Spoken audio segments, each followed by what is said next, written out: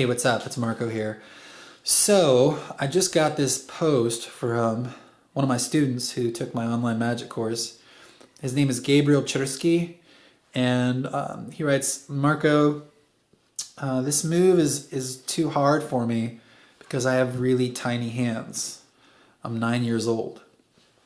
So I thought I'd make a video about this. I get this a lot. I get like over 100,000 comments a month on YouTube, and a lot of people learn magic. They're just freaked out because they're like, I don't have big hands, or my fingers are really short, and there's no way I can learn magic or become a magician or entertain my friends with magic. And so I thought I'd make this video because that is just the biggest myth in all of magic. You don't have to have huge hands, to become a magician. You can have really small hands and still just completely blow people away. In fact, some of the greatest magicians who've ever lived had really small hands. In fact, some would say that the greatest close-up magician of all time in the history of the world, as long as humans have been on this planet, a lot of professionals say that there's this one magician. His name was Max Malini. And they say he was the greatest close-up magician of all time. But the crazy thing is Max Malini was about 5 foot tall, and his hands were so small. His hands were the size of a child's hand. And he would do magic with cards, and people would be so freaked out because they were like, dude, this guy's holding these cards. He can barely hold them. We know he can't possibly be doing sleight of hand because his hands are too small for sleight of hand. What is happening? This is an ordinary pack of cards. This is like crazy. Well, what they didn't know is Max Malini was actually using sleight of hand on them. They never saw it. And the reason why is because he was using misdirection and psychology, okay? And like hypnosis. He would control where their eyes looked. He would look them in the eye. And while they were looking him in the eye, that's when he would do the secret move, okay? He would control their gaze, and they never saw him make a move, okay? Now, the other thing Max Malini did was his cards were a little different. The cards he used were smaller, okay? And this is going to help you, Gabriel, or anybody else out there, if you have smaller hands. And they're called bridge-sized cards, okay? And here's one right here. You can get these at the store. Sometimes they're a little difficult to find, but you look around, search on the internet, you can find them. They're bridge-sized cards, and they're much smaller than a regular card. This is a regular card, okay?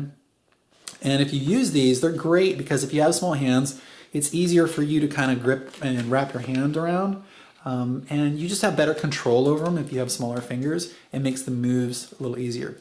The other thing is, you want to be sure to practice the move. I know this sounds obvious, but what a lot of people think is like, I got tiny hands, I've got small hands, I try this, and I can't do it, and they give up, and they give up on the move, and they blame it on their hands being too small, when really they didn't put enough time into practicing it. So you need to put the time in to practice each move before you give up. I mean, remember, when you were a kid, I'm sure when you learned to ride a bike, you didn't just get on the bike and then like try to ride it for an hour and then just like say, you know what, I can't ride a bike. I'm never going to learn to ride a bike because, my legs are too short, or, my feet are too short, or my toes are too short. What happened? You got back up, you got on the bike, and you tried again. And you probably fell down the rest of the day. The next day you probably got back on, you probably fell down that day.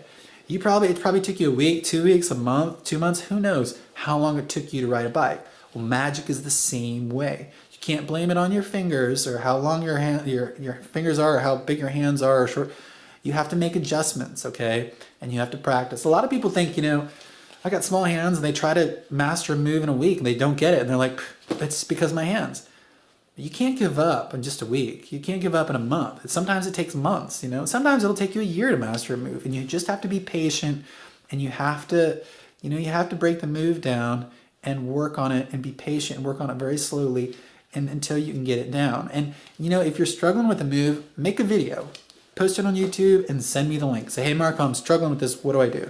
Have somebody, a magician, look at it and evaluate and say, hey, what can I do to fix this? What am I doing wrong? Another thing Malini used to do is he didn't have sometimes it was so difficult for him because his hands were so small, he didn't have great sleight of hand. he was kind of clumsy, but it didn't matter because nobody was looking at his hands because he was making them look him in the eyes.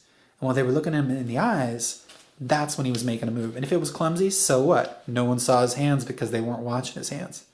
Now, how did he control their gaze? How did he have a magnetic gaze that when he looked in their eyes, they couldn't look away? Well, this is what he did. If he was going to do a secret move, right? He would look down at his hands, he would spread the cards out, maybe look down at his hands, then he would square them up, and as he squared them up, he would look up at them. And when he looked at his hands, they were looking at his hands, but then when he looked up at them and looked him in the eyes, that's when all of a sudden their eyes connected with his. So when you look someone in the eyes, they can't help but look you in the eyes, okay? If you're looking down at the cards, they're going to look where you're looking. But if you look it up at them, they're going to see in their peripheral vision, they're going to see you look up at them, and they're going to be like, oh, he's looking up at me, I'm going to look at them. And they're going to look at you. And when they look at you and you capture their gaze, that's when you do your move, okay? You never try to do the move when they're looking down.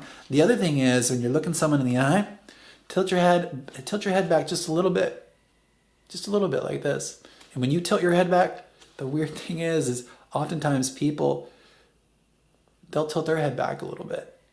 And when they do that, it blocks out more of the information below their chin, okay? And it keeps your hands and whatever move you're doing out of their peripheral vision. So it's another little subtle thing that we use to control people's gazes and stuff. So, keep that in mind. The other thing I want to say is, Max Malini would keep stuff really simple. He would do stuff with very simple props. He wouldn't use a lot of sleight of hand per se, although he could. And I don't want to downplay sleight of hand. You need to know sleight of hand, okay? You need to know the basics and fundamentals, but you don't have to go crazy. But what he would do is he would do a lot of self-working tricks, and some of the greatest you look at magicians today, some of the great magicians, who are on TV or whatever, they're not using a lot of sleight of hand. They're using, self-working magic. They're using, gimmicks or a gaff or a secret device, So don't feel like you're not going to be able to become a magician because you have small hands, because that's just not the case.